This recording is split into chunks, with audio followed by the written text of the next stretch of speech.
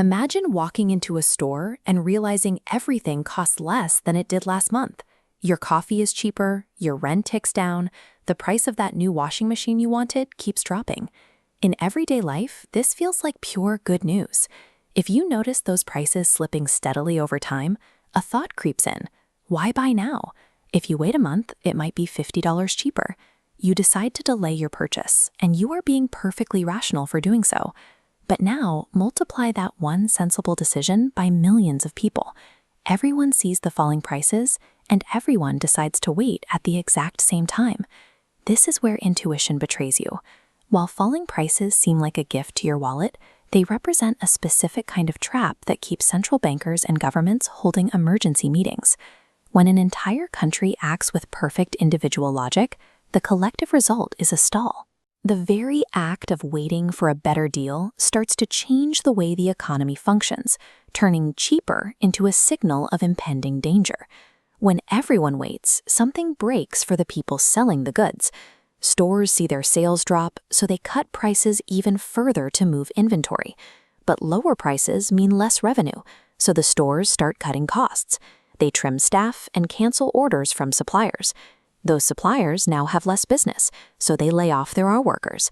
Those newly unemployed people stop spending because they're broke, pushing demand and prices even lower. This network shows the velocity of money, the speed at which a single dollar changes hands. In a healthy economy, you pay a barista, the barista pays their landlord, and the landlord pays a plumber. Every transaction creates income and a reason to keep producing. In a deflationary mindset, that dollar stops moving. People clutch it because they know it will buy more tomorrow than it does today. Money that doesn't move is money that doesn't create jobs. This is the deflationary spiral. Each turn of the wheel makes the next one worse. Lower prices lead to less spending, which leads to more layoffs, which pushes prices down again. The economy effectively loses its circulation. A frozen economy is a massive problem, but there is a second, heavier layer to this trap. Modern economies run on borrowed money. Families have mortgages, businesses take out loans to expand, and governments issue bonds. When you borrow, you agree to pay a fixed number of dollars.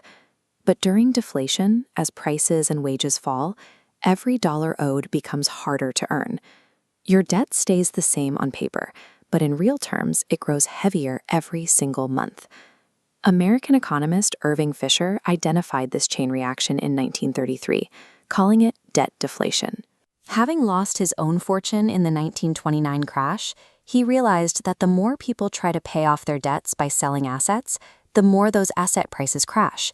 As property and stock values plummet, the collateral behind bank loans vanishes. Banks get scared and stop lending. This credit crunch cuts off the oxygen of the economy, freezing hiring and dragging prices down one more notch. This mechanism is what turned the 1929 market crash into a decade of misery. Consumer prices dropped 16% in a single year, industrial production was cut in half, and by 1933, 1 in 4 Americans had no job. Fisher's nightmare was an economy eating itself. The more the debtors paid, the more they actually owed in real value. It turned a standard correction into the Great Depression. We see this same trap in more recent history. In the late 1980s, Japan was an economic powerhouse. Its stock market was at an all-time high, and property values in Tokyo were legendary. When that bubble burst, it wasn't just a sharp crash. It was the start of a 25-year slow bleed. Around 1995, prices in Japan started falling and simply refused to stop, settling at or below zero for a generation. Companies in Japan reacted just as the theory predicts. They stopped investing and froze wages. They sat on piles of cash because, in a world of falling prices, doing nothing actually paid a return, while taking a risk became mathematically unattractive. Normally, a central bank fights a slowdown by cutting interest rates. Lower rates make borrowing cheaper, which encourages businesses to spend and people to buy homes. But Japan hit a wall known as the zero lower bound. Once the interest rate reaches zero, the central bank loses its primary lever. You cannot meaningfully cut rates into negative territory because people would simply withdraw their money and hold physical cash instead. Japan stayed at that zero wall for decades.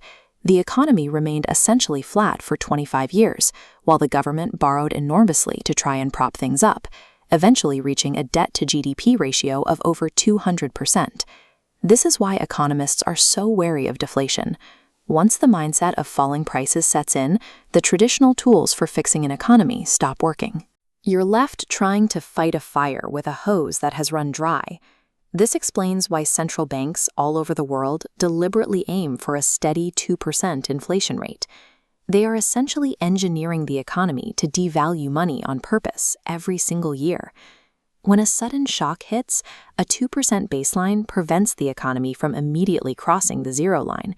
It gives central banks room to cut interest rates, catching a falling economy before it slams into the zero lower bound wall. There is a difference between progress and peril. A phone getting cheaper because technology improved is true progress, but a broad fall in prices across the entire economy is a signal that the engine of growth has stalled. Deflation is subtle.